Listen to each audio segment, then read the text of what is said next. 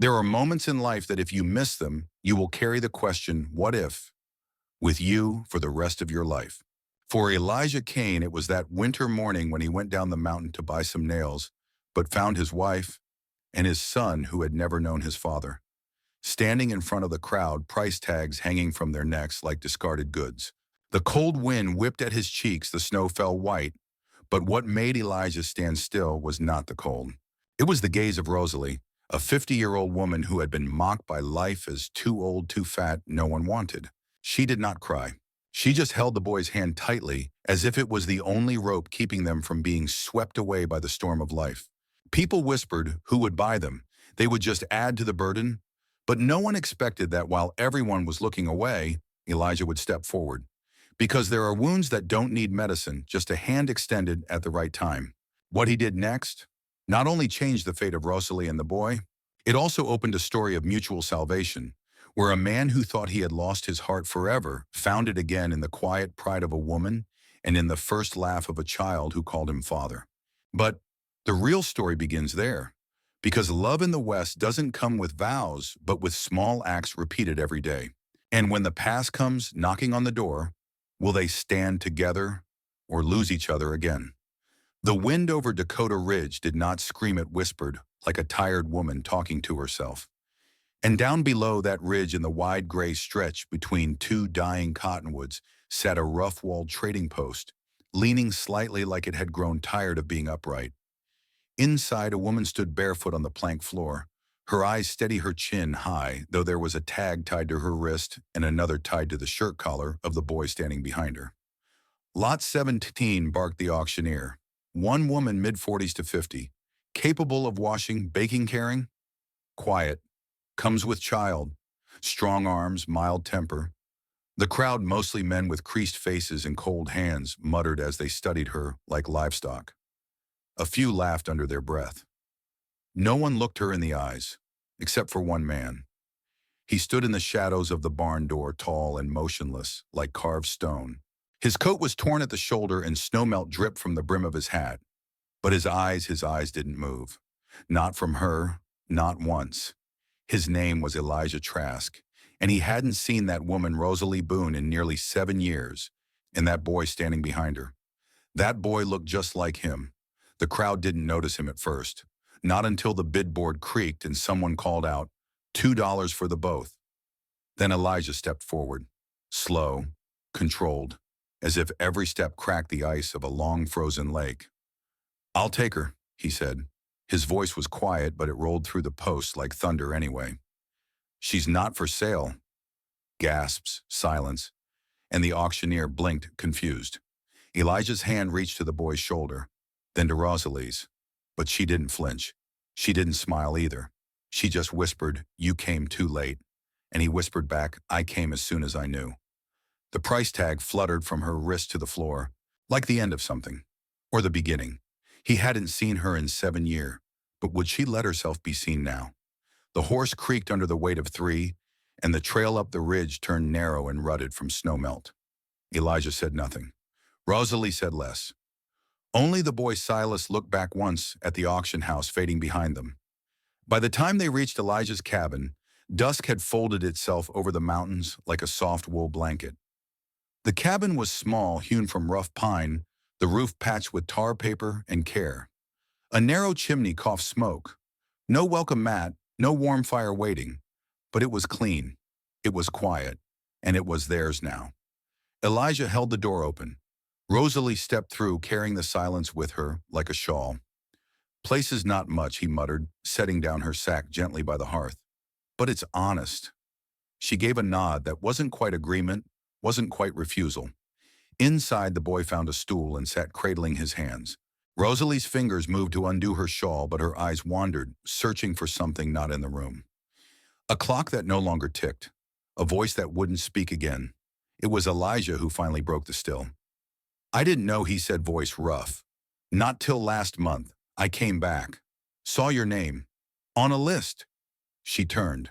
"A list of women sold," he continued. "Unclaimed. Forgotten. Your name was there." Rosalie didn't weep. She had run out of tears 3 winters ago in a cellar that leaked through every storm. You were the only one who ever looked me in the eye, she said at last, her voice like a hymn sung for someone who'd already passed. But then you left. I didn't leave you. I left the war. I left dying. Her eyes rose, sharp. But I died anyway, Elijah. Just slower. The wind outside picked up, pressing against the cabin like memory. But the man didn't retreat from her pain. He stepped closer, and now he asked. Rosalie folded her hands, but there was a tremble in them she couldn't quiet. Now I don't know how to be anything but forgotten. He didn't argue. Instead, he reached across the table, calloused hand over hers. You're not forgotten, he said. You're home.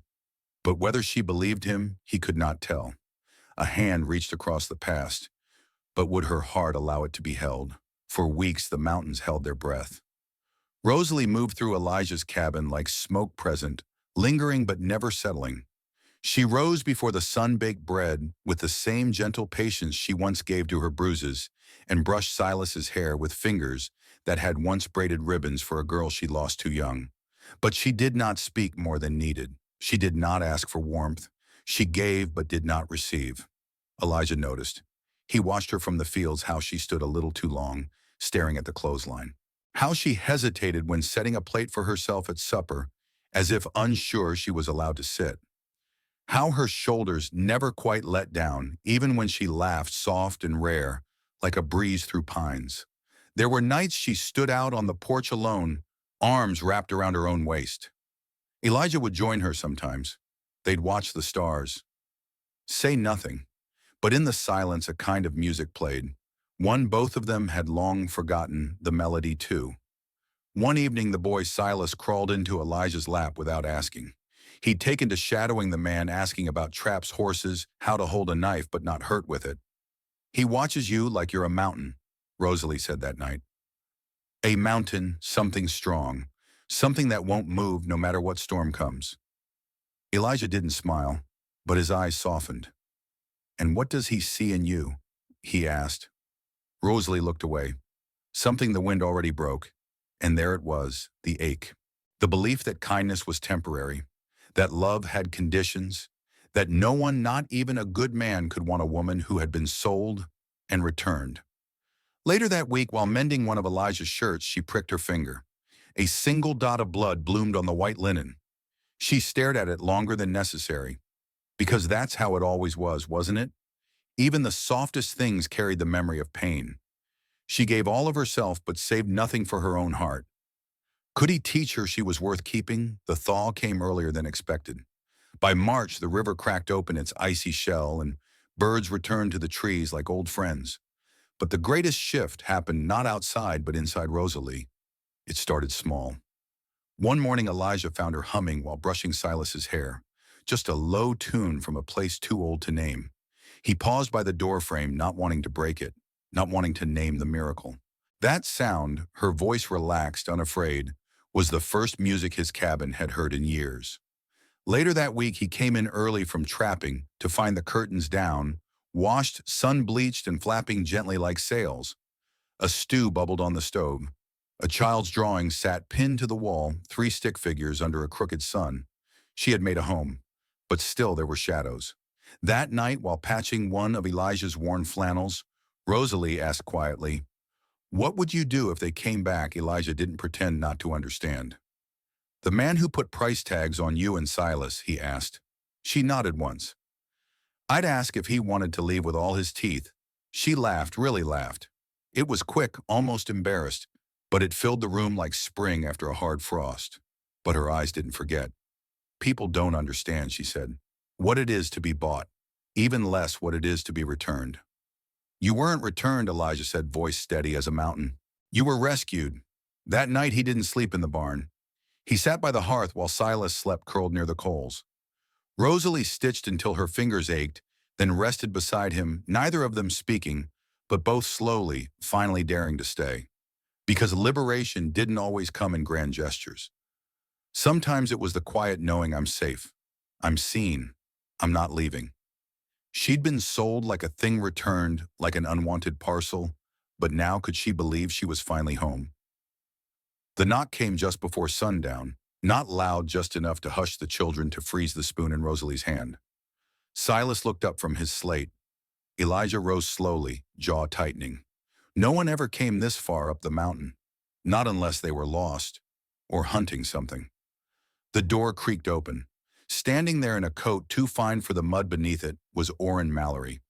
He hadn't aged well. The lines on his face were sharper. His hat sat high on thinning hair. His boots shone like they didn't belong to the land at all. But the look in his eyes was the same ownership dressed as charm. "I see you made yourself comfortable," he said, eyes sliding past Elijah to Rosalie. She stood tall, spoon still in hand. "You need something?" Elijah asked, already stepping between them. "I came for what's mine," Orin said plainly. "She ran. She took the boy.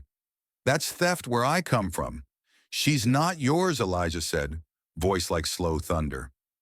Orin laughed. "The law says otherwise. Paperwork's in the saddlebag." Rosalie spoke then, soft but steady. "You sold us like livestock, Orin. You were fed, weren't you?" he snapped. "Housed. What more did a woman like you expect?" Elijah took one step closer. "Say another word like that and I'll bury your tongue under the snow." Silas stood now silent but watching. Orin's hand twitched near his belt, but Elijah was faster, rifle raised, finger calm on the trigger. "Go back down that mountain, Orin. Don't come back." Orin's eyes narrowed. "You'll regret this." "I'll bring law." "The kind that sells women?" Elijah asked. "Bring it." A long silence. Then boots retreating. Then only wind. Inside, Rosalie sat down at last, but the shaking didn't stop. Later, Elijah knelt by her chair. He didn't touch her. Just said, "You're not going anywhere. Not unless you walk out free." She met his eyes, and for the first time in years, she let herself believe him. He came to reclaim what he thought was his. But does the law of love speak louder than the law of men? The storm rolled in the next morning, thick and white as milk. Wind clawed the shutters. Trees groaned. But inside Elijah's cabin, the hearth burned strong. And for the first time in a long time, Rosalie didn't feel afraid of winter. She kneaded dough slowly, carefully, letting her palms remember a rhythm they hadn't known since her boy was little. Silas sat nearby, reading aloud from the old books Elijah had saved from the mission. His voice was strong now, steady. Elijah had gone to town alone. He said he had something to settle. He hadn't said what. Rosalie didn't ask. Instead, she stirred the stew, tended the fire, taught Silas to patch a torn shirt. The house had grown full of little habits, warm ones. But even warmth holds waiting. By dusk, she was standing at the window, hands wringing the dish towel, eyes on the darkening trail. The world outside looked like a painting, white hills, black trunks, sky bruising purple. Then movement. A horse. A man. She opened the door before he reached the steps. Elijah dismounted slower than usual. One hand held a bundle. His other was wrapped tight in a bandage. He looked up at her, breath smoky in the cold. "I went to see the sheriff," he said simply. "Mallory showed up before I got there. Told them you were stolen property." Rosalie's chest went tight. "They asked me if you were mine," he said. "I told them no." She blinked. "Because you ain't," he added, voice cracking. "Not mine like that. You're yours. Always have been." Her eyes filled. "And the law, I gave them a different paper."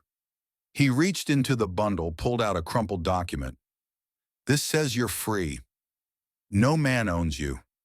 Not anymore." She took the paper, but it wasn't the words she looked at. It was his face. "You rode through a blizzard to bring this I'd ride through. Worse," he said. "But only if you wanted to stay." She didn't answer with words. She stepped forward and placed her hand, slow, sure, on the side of his face. His beard was cold. His eyes were not. That night, as snow curled around the roof and Silas slept beneath a thick quilt, Rosalie and Elijah sat by the fire in silence. No promises, no grand declarations, only two hands weathered and worn resting side by side. He gave her freedom when others offered chains. But will she give her heart to the man who never asked for it? The storm rolled in the next morning, thick and white as milk. Wind clawed the shutters. Trees groaned. But inside Elijah's cabin, the hearth burned strong. And for the first time in a long time, Rosalie didn't feel afraid of winter. She kneaded dough slowly, carefully, letting her palms remember a rhythm they hadn't known since her boy was little. Silas sat nearby, reading aloud from the old books Elijah had saved from the mission. His voice was strong now, steady. Elijah had gone to town alone. He said he had something to settle. He hadn't said what. Rosalie didn't ask. Instead, she stirred the stew, tended the fire, taught Silas to patch a torn shirt. The house had grown full of little habits, warm ones. But even warmth holds waiting. By dusk, she was standing at the window, hands wringing the dish towel, eyes on the darkening trail. The world outside looked like a painting, white hills, black trunks, sky-bruising purple. Then movement, a horse, a man. She opened the door before he reached the steps. Elijah dismounted slower than usual. One hand held a bundle. His other was wrapped tight in a bandage. He looked up at her, breath smoky in the cold. "I went to see the sheriff," he said simply. "Mallory showed up before I got there. Told them you were stolen property." Rosalie's chest went tight. "They asked me if you were mine," he said. "I told them no." She blinked. "Because you ain't," he added, voice cracking. "Not mine like that. You're yours. Always have been." Her eyes filled. "And the law I gave them, a different paper." He reached into the bundle, pulled out a crumpled document. "This says you're free. No man owns you. Not anymore." She took the paper, but it wasn't the words she looked at. It was his face. "You rode through a blizzard to bring this. I'd ride through worse," he said. "But only if you wanted to stay." She didn't answer with words. She stepped forward and placed her hand slow, sure on the side of his face. His beard was cold. His eyes were not. That night, as snow curled around the roof and Silas slept beneath a thick quilt, Rosalie and Elijah sat by the fire in silence. No promises, no grand declarations. Only two hands, weathered and worn, resting side by side. He gave her freedom when others offered chains. But will she give her heart to the man who never asked for it? Spring came slow to the high country. First a softening of the ground where the sun lingered longest. Then the sound of meltwater under the crust of ice. By April, green dared to show itself along the creek. Rosalie had been at the cabin for almost 4 months, not as a maid, not as something bought, simply as herself. Every morning she rose before the men, brewing coffee, warming biscuits, listening to the house breathe before the day began. Silas would stumble in, rubbing his eyes, hair standing every which way, and Elijah would follow with wood for the stove. Those simple moments felt like roots deepening. One afternoon, Elijah came back from the pasture, carrying something small, 3 wildflower stems awkwardly wrapped with twine. "They're early," he said, handing them to her. "Like you," she laughed, shaking her head. "I'm no spring bloom." His gaze didn't flinch. "You're the first thing that's made this place feel alive in years." Silas piped up from the table, grinning. "Pa, does that mean she's staying?" Elijah's eyes softened, but he didn't answer right away. He let Rosalie decide. She looked around the cabin, the worn table, the stone hearth, the boy's eager face. She thought of all the winters she'd survived alone, and the quiet truth that she didn't want to face another. Her voice came steady. "If you'll have me, yes." Elijah smiled, not the quick, polite kind. The slow kind, the kind that settled deep. He reached for her hand across the table. Then it settled. Outside, the last snow slid from the roof. Inside, the air was warm, carrying the scent of stew and fresh bread. And though no one spoke of it all, 3 knew they were a family now. No auction, no paper, no man's bargain could make that happen. Only choice. And they had all chosen. After a lifetime of being owned, she finally belonged by her own choosing. But what new seasons will test the love they've found? Some stories don't end with a full stop, but with a door opening slightly, letting in the light of tomorrow. Elijah didn't just buy Rosalie and her son to save them from a cruel auction. He chose them completely, not out of pity, but because he saw in them a value the world had forgotten. Rosalie, once labeled unwanted, found a home where she had nothing to prove but who she was. The boy who once held his mother's hand in fear now had a larger, stronger hand, always ready to hold. Life in the West is full of sandstorms, snowstorms, and sometimes harsh words. But this story reminds us that if just one person stops and reaches out, a whole destiny can be changed. There may be someone in your life who needs that hand. If this story touches your heart, subscribe to the Nun, Wild West Saga channel so you don't miss the next stories about kindness and late love. Share so more people can hear, and leave a comment to let me know. Do you want to see a sequel about Elijah, Rosalie, and that boy? Or do you want me to tell more deep Western stories like this? Because sometime a word you say today can be a ray of light leading someone out of the darkness.